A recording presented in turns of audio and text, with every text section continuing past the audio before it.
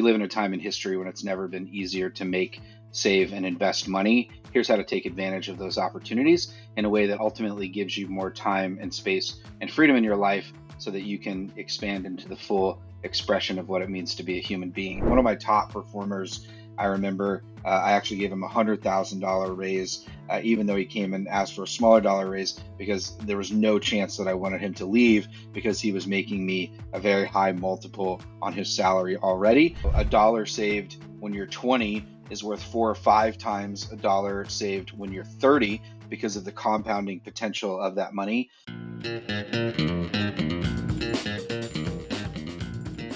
I just want to give a quick word from our friends and sponsors at Vodafone Business. I used to think of Vodafone Business as only a reliable provider of mobile and broadband needs, but they're really stepping up to help Irish businesses grow and flourish in an increasingly digital world. So they now offer a whole array of digital apps, from productivity tools and security solutions to IT support and even website builders. More recently, Vodafone have launched their VHub digital advisory service.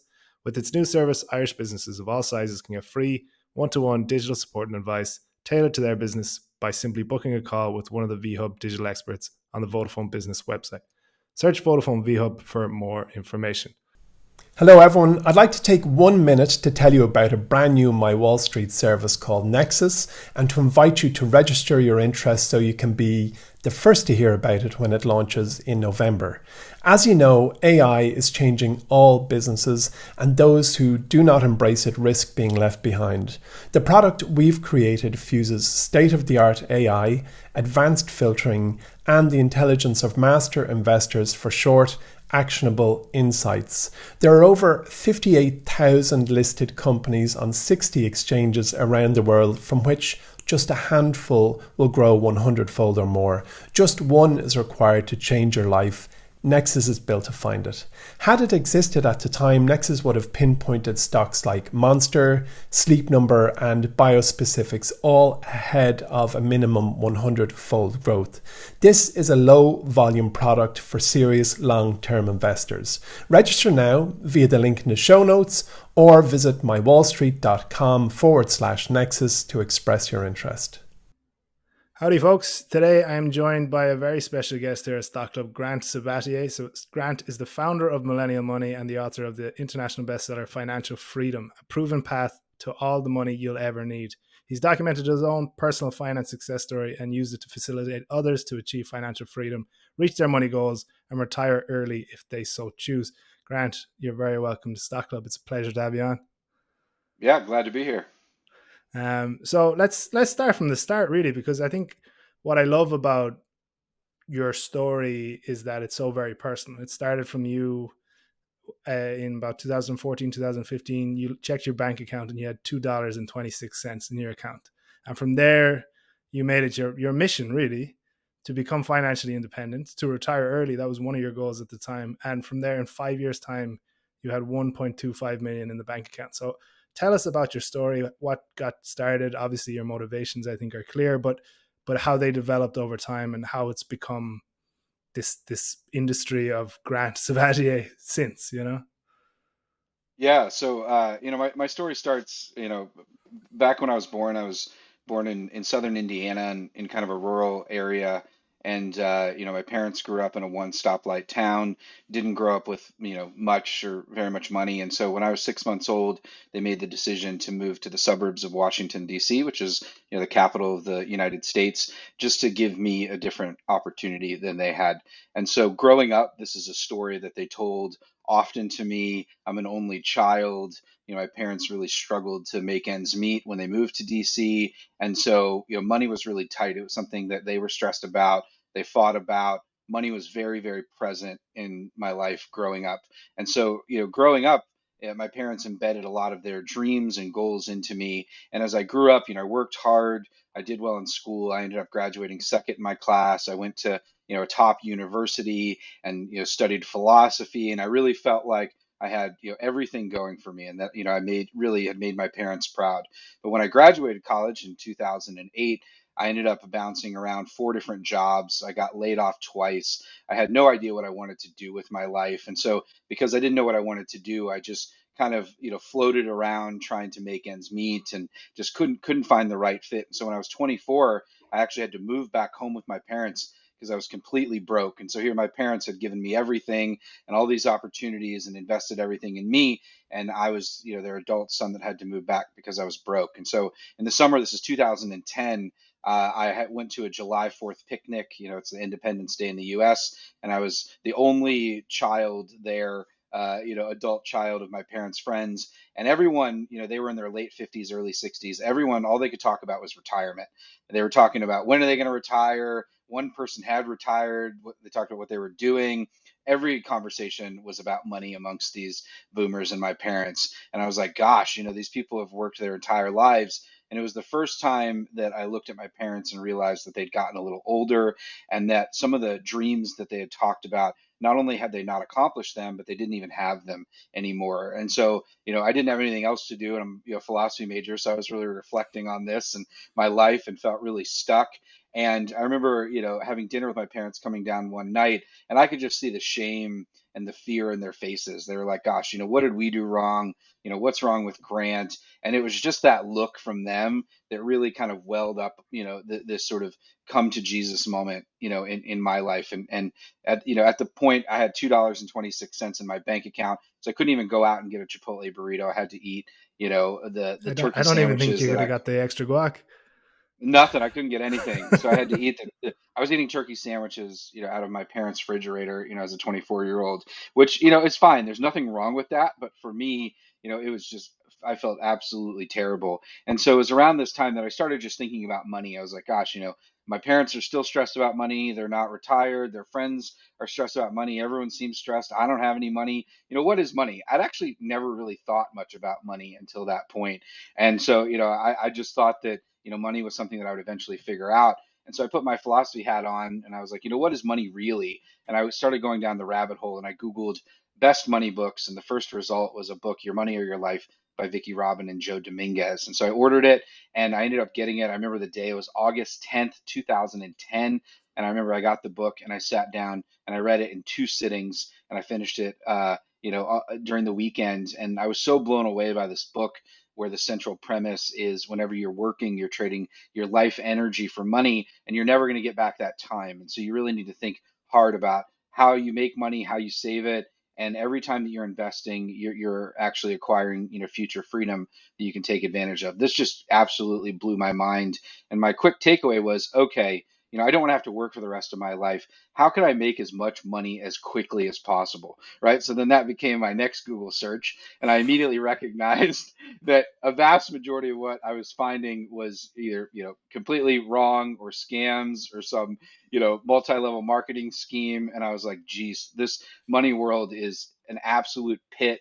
This is terrible. Where can I get good advice? Where can I learn how to do this? And that really just set me off on a deep learning journey. I ended up doing another Google search and saw a Google mobile ad and saw that digital marketing careers were projected to grow 300% over the next decade. And so I ended up getting into Google ad campaigns and learning how to run them and getting certified by free from Google. And I found a career that, I knew nothing about, but that was growing. There was demand, and it was something I felt like I could potentially be good at. And I was really off to the races. So the first job I applied to after getting certified by Google for free, it took me a little over a month, was in Chicago at a digital marketing agency. I went there, basically got a PhD in digital marketing for a year, learned everything I could about paid search and paid social and SEO and building websites. And I quickly realized, gosh, I don't want to work for $52,000 a year, even saving 50% of my income, which I was able to do at that level because I was driving an $800 car and living in a $700 a month apartment.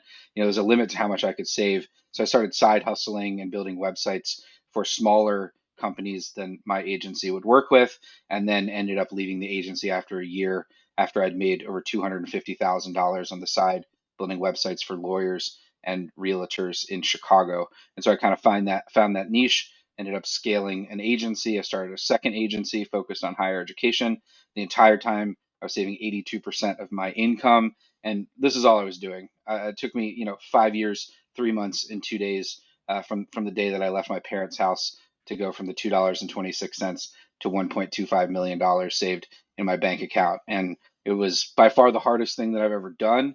It was crazy. It was, I made a ton of mistakes, but like anything in life, when you spend a lot of time doing something, and I can very, very confidently say that I've far surpassed the 10,000 hour expert threshold when it comes to studying and learning about money. You actually learn a lot and you learn a ton. And so I learned a bunch, and all my friends were still broke and in debt, and my parents were still working, and I went on this sort of heroic hero's journey for 5 years, where I made a lot of trade-offs, and I came out the other end with way more money than I thought I would ever have, and a lot of lessons. And I kind of had my money that then I wanted to share what I had learned with others, not even thinking that you could make money writing about money. I just wanted to share what I had learned in the hopes that it could help others.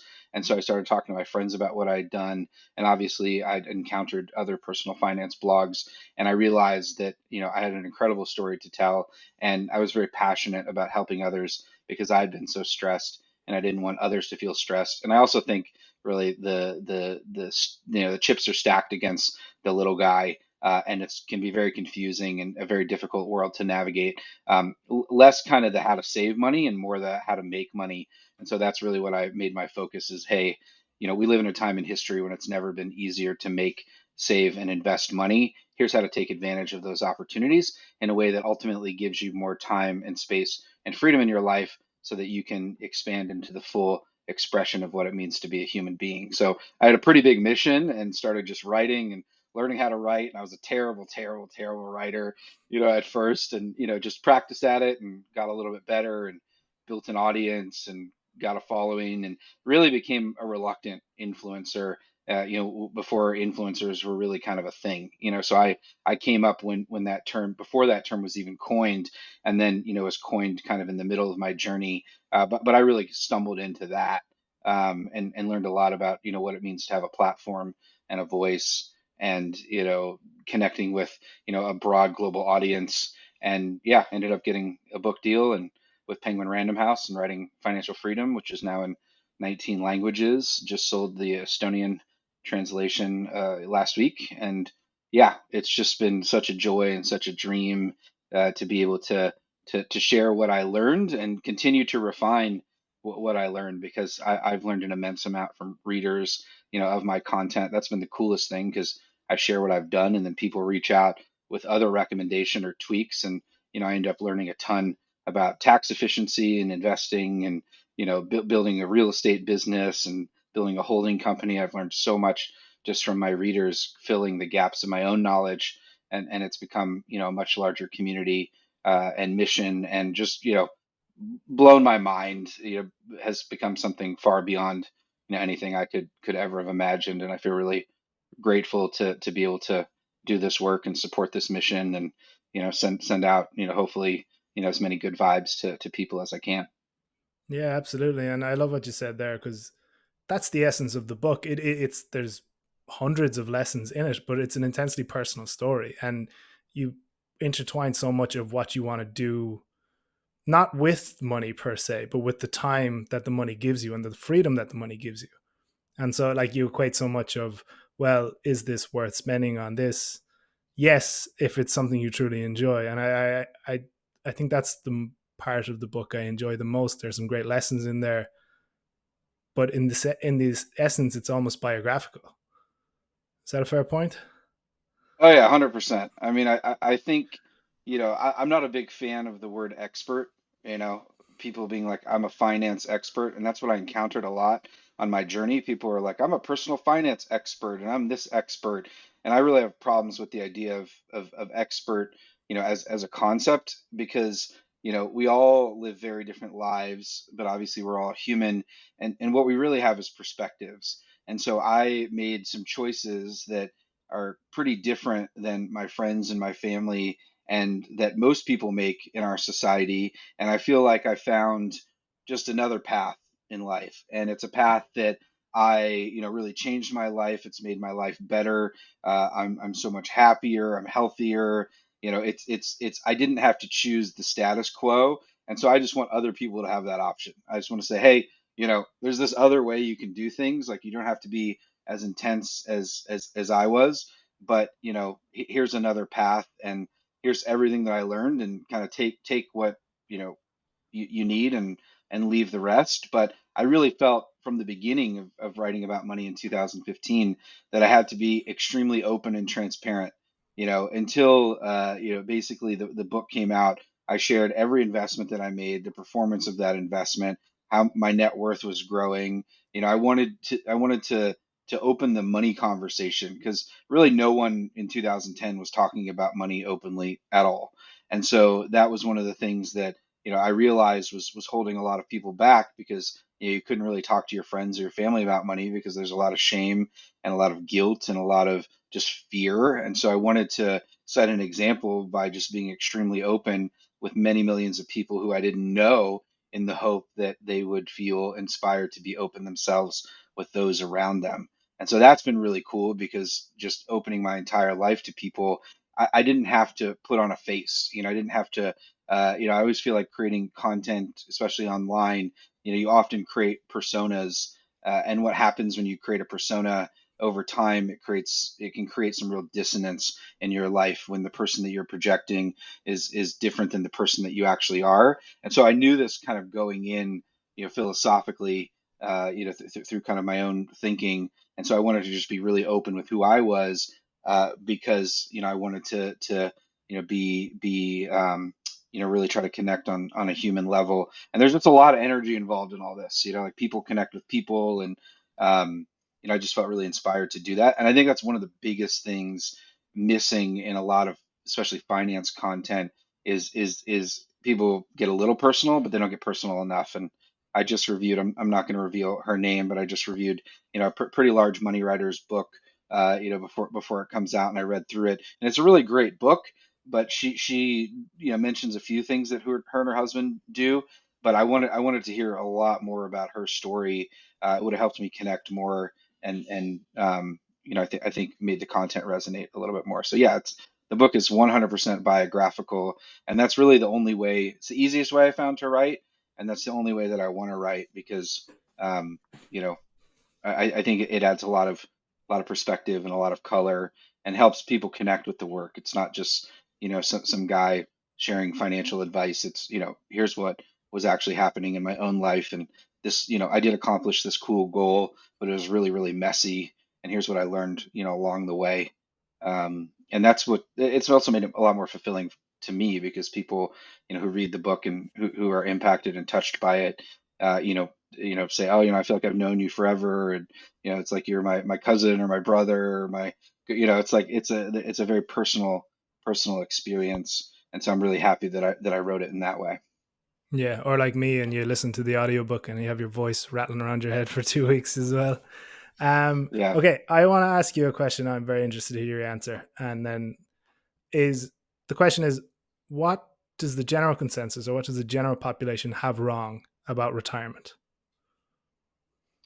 That's a great question. I think it's kind of a generational question. And so, boomers, or, people who, let's say, are over the age of 60, they have always viewed, retirement as kind of this, pot of gold at the end of the rainbow. If they work hard, then they'll finally have the freedom to do the things that they want to do. The problem with that is, who we are as humans. We tend to change a lot faster than we admit to ourselves. And so the things that the dreams that you set when you're 30, hey, I want to go, walk the Great Wall of China, or I want to go spend, a month in India, these sort of big dreams. Very high likelihood that, maybe in 20 or 30 years, when you retire, you know, God willing, you have the health and the financial means to be able to do those things. But what I find is a lot of people just don't have those dreams anymore. The dreams just kind of over time, they fatigue, they denature, they drop away. And so I think Or maybe they kind of they downgrade because people realize that their idea of retirement and the money needed for those dreams maybe isn't feasible as well. yeah, I think just, yeah, momentum shifts. And so what happens, I think it's this big kind of farce that boomers were sold on. That's just, save a little bit of money for the rest of your life, and then you'll be able to do whatever you want. And the cool thing is, especially, millennials, and now Gen Z, just we're not willing to to accept that trade-off for face value because we're seeing our parents, still having to work and not have enough money. We're seeing, it's like if, all these people followed this advice, for 30 years and then they didn't end up where they wanted to end up. So then you have to take a really hard look at that advice and be like, okay, all that stuff that you all were reading about and following and doing, is it really the right way to go about it? And so I think that's been the big shift where, especially people, my age and our age, retirement can still be, a pot of gold at the end of the tunnel, but we just don't want to wait 30 years for it. We're impatient and we're complacent. And so that's really cool. Unfortunately, there's some people, even some of my best friends who've read my book and who know me and who can, sit and have a beer with me, or watch a soccer game with me and ask me any question on earth, still think it's not possible to reach financial independence at a young age. I mean, these are my good friends. They see the life that I'm living. They've read my book. They ask me questions, and they still you know, can't believe it. And I think there's an element of that in everybody where and that's the challenging thing with the work that I do because you can show people what you've done, show them how to do it and do everything, but if they don't believe in themselves, that it's possible or they don't want it, then they're just going to stay in their same mindset and kind of accept the status quo existence. So I think that's the biggest challenge is the idea of retiring early, which doesn't mean you're not going to work for the rest of your life. It just means you have the option to work on whatever you want. And I think a lot of people, we go through phases in our lives where we might want to work really hard on a project or we might be interested in something, and then we might want to move on, to something else. Like I'm just like a lot of people, I get, bored very easily. And so I'm happy to work on something for a year or two, or maybe even 5 years, but then I want to do something else. And so I think there's increasingly, especially younger people, it's a lot easier for them to see and understand that they have more options, a lot more options than their parents had, and that they don't even have to think about retirement as a destination. It's just like life is almost like a series of mini retirements or just phases or adaptations. But ultimately, you still have to find a way to make and save money, and then use your freedom very intelligently, so that you can maximize your happiness and the experience that you're getting from it. So I think the idea of retirement still exists. I think anything that the media writes about to get clicks, will stick around for a while. But I think increasingly people are just skeptical about it. And some people are skeptical and they're like, I'm never going to have enough money to retire, so I'm not going to save anything.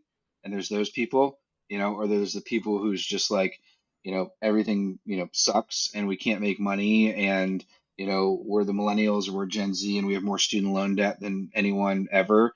And then the dominant narrative becomes everyone's super in debt, so they're never going to be able to retire. So people just accept that existence. Or there's an increasing minority of people that are like, oh, okay, we have the internet, we have all these different ways to make money. There's a lot of people making money in a lot of different ways. I'm going to spend, instead of my time just kind of wallowing, or watching Netflix or playing video games, and I'm going to figure this thing out because there's never been more opportunities, and I believe that I can, acquire and make more money than I thought I could. And, I'm really in control of my life. And so I think there's those three buckets of people.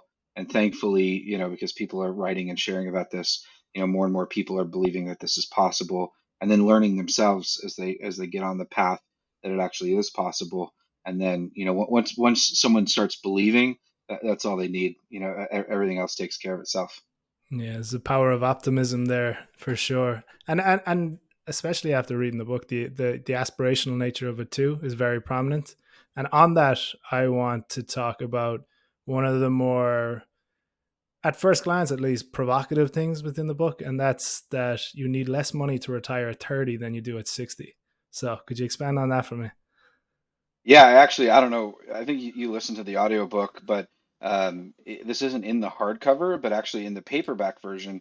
If you buy the paperback copy and you look in the appendix, I actually broke out all the math of why this is actually true. And you actually need, so it's a mathematical proof that shows why you need less money to retire at the age of 30 than you do at the age of 65. And so I encourage you to check out the appendix of the paperback version because it is a mathematical certainty. What you need to do is it's all about accelerating the rate of compounding of your money. And so it's not like you can save, $10 when you're 30 and then retire on it, right? Of course, there are numbers at play here. And the idea is that if you can front load your savings, because a dollar saved when you're 20 is worth 4 or 5 times a dollar saved when you're 30 because of the compounding potential of that money. The ultimate goal is to invest as much as early and often as you can. And so the idea is that it's like an engine, compounding. What happens is you see these compounding curves, where they go up like this. And what happens is people save a little bit and then their money starts making money. What you basically do is you front load all of that. And so when instead of starting down here, if you're saving, up here, what actually happens is the rate of compounding increases exponentially. And so the curve is much, much steeper.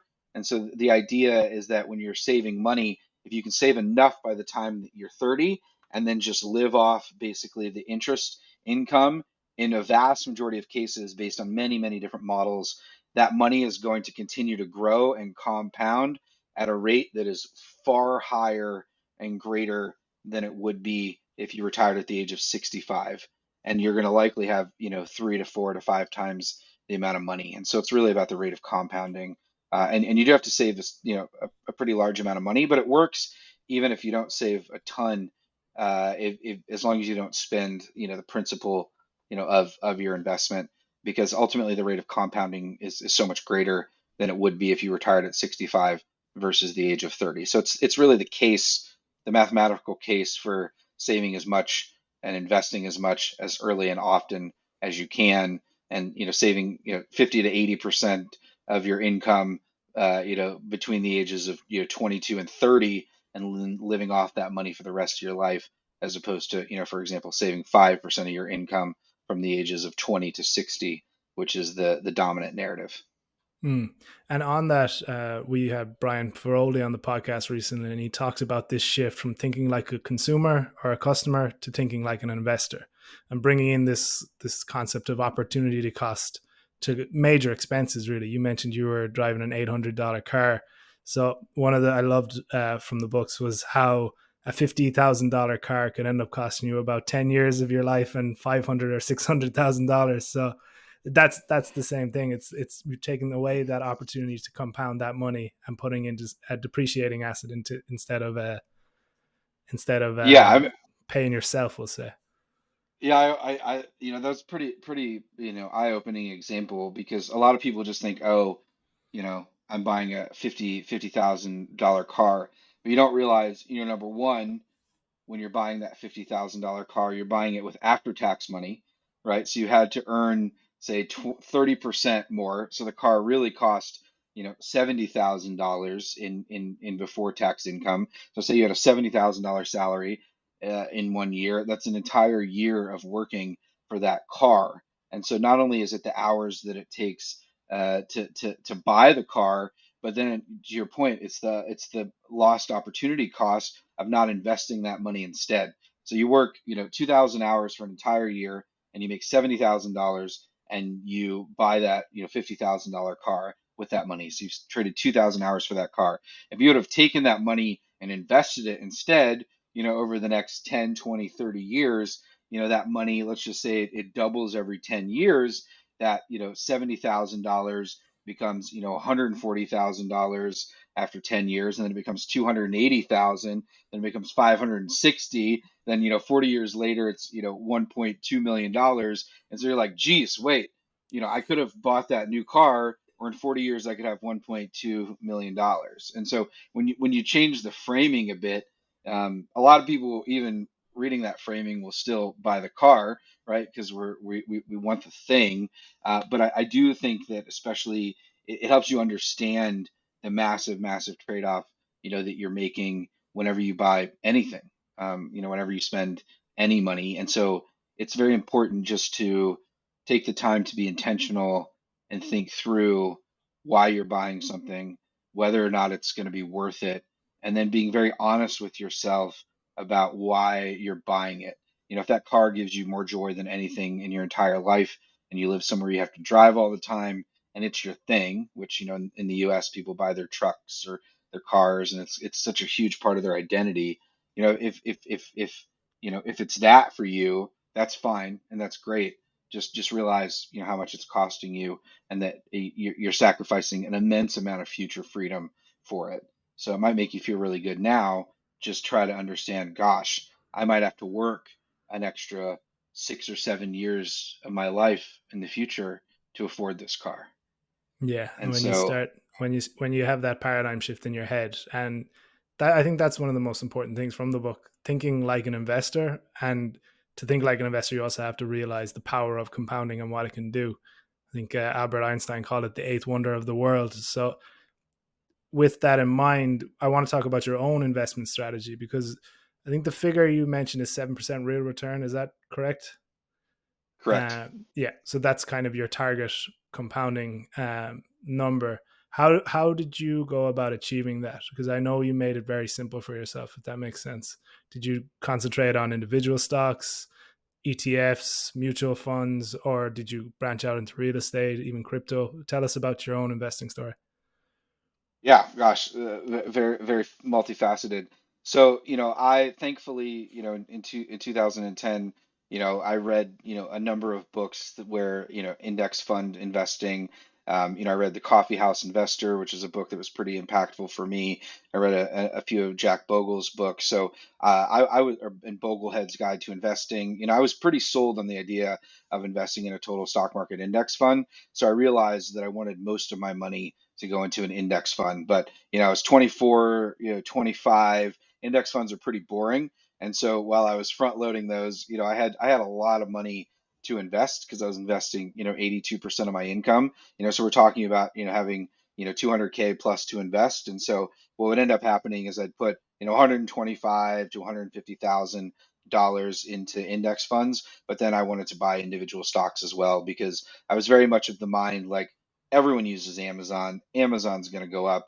Once Amazon Prime showed up, I was like, okay, this is a game changer. It was so obvious. There's some things that are so obvious and I feel like this is a lot easier, at least it was for me when I was 25 and I was, it was kind of a golden age for the FANG stocks. And, it was just like, as long as you just bought Facebook, and Facebook was a big one because it was 2011. And I remember I had $32,000 just sitting in my checking account.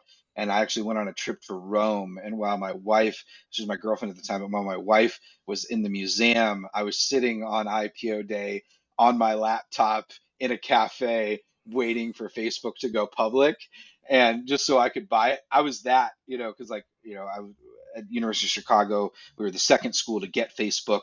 I was user like 21,000 on Facebook. Oh It was wow, so no way. it used to be when you had, so we were the second school to get it, and when you're in college it actually had the number that you were, the user number that you were, in your profile. So it was that early. So I was like such a big believer in Facebook. So I was like, I got to get in on the IPO.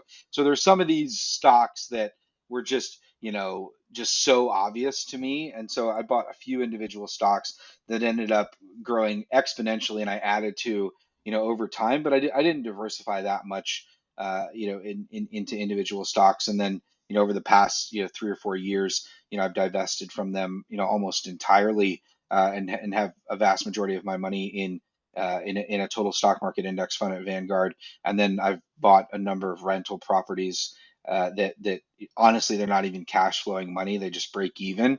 But the renters cover the cost of the mortgage, and the properties are appreciating. So I have the long term play there. But by far, the best investment that I've made has been in launching a business. And so, this is one of the things that really clicked for me, where it's like, okay, yes, I can get, 7.2% compound and inflation, adjusted return investing in a total stock market index fund, over the next 30 years, or, even 5%. And that's great. That's very passive, easy, tax efficient, diversified, but nothing compares to launching a business where, you're in control. You can grow it. And so my actual, rate of return from, launching Millennial Money and then selling it, I sold Millennial Money in October 2020 to the Motley Fool, and then I bought it back in July of 2022.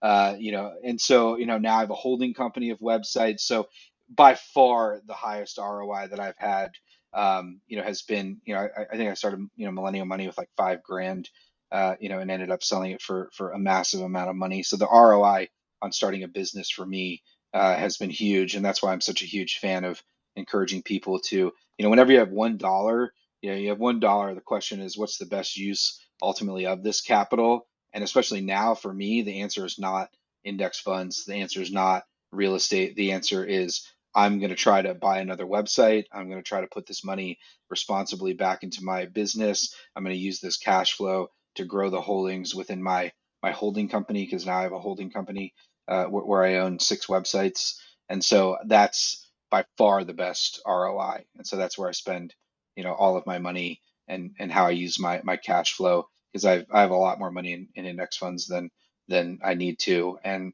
the real estate game is a nice diversification play for me, but I'm not really passionate about it, as a dominant strategy. And I see people who have like, 300 doors and they're just stressed out all the time. And that's a whole business that just doesn't really excite me. Whereas, buying and selling websites and domains and, being involved in the internet economy, really does. That's great.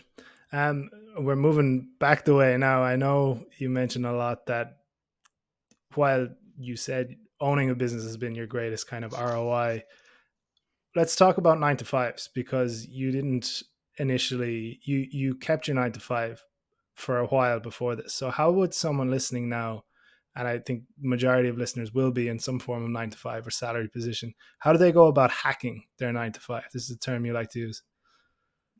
Yeah, so there's a lot of people out there that like their jobs, and if you like your job and you're making good money, and you can negotiate raises, and you're happy where you're at, congratulations. You've accomplished something that most people don't. But the reality is, when you look at the data, and I have this in the book, it's something really staggering in the Gallup workplace poll, where it's like 78 or 80% of especially Americans, are quote unquote extremely disengaged at work. So a vast majority of Americans that are polled don't like their job, and in fact, they hate their job. And so if you like your job and you're making money and you want to stick around and save, congratulations. If that is you, or even if that's not you, obviously increasing your savings rate so that you can at least have more freedom in the bank. Because if you love your job, you might not, a lot can change. We see this, in the US with, Amazon, Google, IBM, all these massive companies that everyone viewed as being, Meta, everyone viewed as being, forever jobs and careers. They're having huge layoffs. And so there's really no job, even if you do a good job, that's secure. And this is why I'm such a big proponent of entrepreneurship and just side hustling in general, is because I'd rather be in control of my life and my destiny than have my boss be in control of it. So I encourage anyone, even if you like your job, make sure that you're saving as much and investing as much as you can, because you might be laid off even if you're doing a great job, just because of some reason that's way beyond your control. Or number two, in 5 years you might not like your job, or you might have a kid and want to restructure your priorities. I encounter a lot of people who they really like their job, and but they're not saving or investing as much money as they could, and then their life changes in some way and they're still stuck. And so at the end of the day, the number one goal is to have options, even if you love your job. And the more money you have, ultimately the more options that you have. So in your 9 to 5, there's simple things that you can do, and I put a lot of them in the book, which is whenever you're doing a job, you're getting a salary to do that job. But if you go above and beyond, and you can track when you go above and beyond, you ultimately have to figure out how to make the case to your boss and to your company, to pay you more money. And so there's ways that I recommend doing this in the book, like tracking every time that you go above and beyond your job description. If you're able to, grow the revenue of the company, that tends to be really highly valued, and you can likely tie your bonus or your compensation back to the tangible value that you grew the business. And I have a number of stories that I've included in the book on how to do this. The reality, and I've had a number of employees and really smart people. The reality is most people are getting paid a lot less than they're worth, and they're getting paid a lot less than they're worth because, number one, they don't even know how much they're worth, because they're not spending enough time trying to understand the market value of their position. They're not talking to recruiters. They're not looking at competitor company job posts. They're not they don't understand the value of their experience and their knowledge, or they don't understand how much money they're actually making their company. And they also, I think most, I can say I've had, 75 employees in my life, and less than five have ever, asked for a raise with, a reasonable case made. And it's ridiculous how few people actually ask for raises and how underpaid, people are. And I talk about this in the book pretty controversially. I actually got a lot of flack for this because I talk about how most companies are just legal pyramid schemes, which is true when you think about it. It's all built, capitalism is built on, exploitation and leveraging and, selling and creating economies of scale, out of people's time and labor. And so when you own a company, you see this very clearly. You're like, oh, that person's great, and I'm only paying them X amount of money, and they're making me all this money. Your boss or your boss's boss or the person at the top knows how much money that you're making your company, and there's a quantified value there. And for me, I was always looking for at least 3 to 4x of what I was paying a person in actual, top line revenue that they generated. And, the calculations, aren't exact by any means, but I had a pretty good understanding how much money I was making off of people. So then when they came and they asked for a 5% raise, it was a no-brainer. And in some cases, one of my top performers, I remember, I actually gave him $100,000 raise, even though he came and asked for a smaller dollar raise, because there was no chance that I wanted him to leave because he was making me a very high multiple on his salary already. And so I actually just leveled him up so he would stick around in the company, and paid him, still less than he was worth to me, but it just blew his mind. And then he was extremely loyal, and he stuck around, ultimately until I sold that business. And so there's a lot going on, at the people level when it comes to, how incentive structures are set up. And I'm writing a lot about this actually in my new book, which will come out in February of 2025. So it's coming out in a little, about a year and 4 months or so. But I'm writing about this now, just incentive structures and how you develop them, and a lot of crazy stuff around that. But yeah, to your point, read the book. There's a lot in there about how to hack your 9 to 5, and I get very, very detailed, less through the lens of me being an employee and more through the lens of, hey, I owned a number of companies and I've had employees, and here's exactly what, if you did this, I would have no way but to not, give you a raise. And then the final point is, it costs the average company between 40 and 60% of your annual salary just to replace you. And so talent, and good talent, is really, really valuable. And a lot of employees, they increasingly are realizing they have more leverage now, but they have a lot more leverage than they likely realize. And so, you can go in and be like, I want a $15,000 raise. And the actual, when you look at the numbers, the company should give you that raise just because it'll cost even more to replace you. And so, there's some things that if you don't know, you don't know. And that's why I wanted to be so open about that. And I've gotten crazy emails, man. Like people, oh, I got, $75,000 raise, I got $100,000 raise, I've got 20,000 just for asking, the actual results of that, people kind of following that pretty simple framework have been, astronomical, because the reality is a lot of people are paid a lot less than they're worth because they don't realize how much they're worth, and then they don't know how to ask when they do ask. And so if you just change a few of those things, you figure out what you're worth, and then you make a case, you can likely get a much bigger raise, which, every raise over time, is increasing the rate of money that you can save and invest and compound. And, none of this stuff is rocket science. And that's the really beautiful thing about it is, you can do this stuff in your life today. You just have to know what to do. And a lot of people just don't. Okay, well, on that point, we're going to finish by putting you on the spot here. And I think this is maybe trying to distill an entire book into one question, but I want to give you, say, to 25-year-old Grant who has ambitions of retiring at, well, we may maybe not say 30, because an 82% savings rate uh, isn't realistic for a lot of people. We'll say who wants to retire early, who wants to achieve financial freedom and reach those financial goals in a very short space of time? What's the one piece of advice you could give to that person? It's a great question. I think the number one thing is figure out what trade-offs you're willing to make because everything that has to do with money, there's a trade-off. And for me, I made too many trade-offs. And so I lost friendships. I ended up gaining over 50 pounds. There's a lot of things that I did that if I had thought about them and understood what those trade-offs would be for, working 70, 80-hour weeks, not taking care of my health, not, nurturing my friendships, not nurturing my relationships, then I wouldn't have made them. I could have slowed down by about 20% and still, retired in 10 years or less. And so I think a lot of people, or at least me, I have kind of an all or nothing mindset. It's kind of black or white, where it's like, I'm going to do this thing, I'm going to be all in, or I'm not going to do it. And I think there's a lot of people that especially look at my story and they're like, gosh, I can't do that.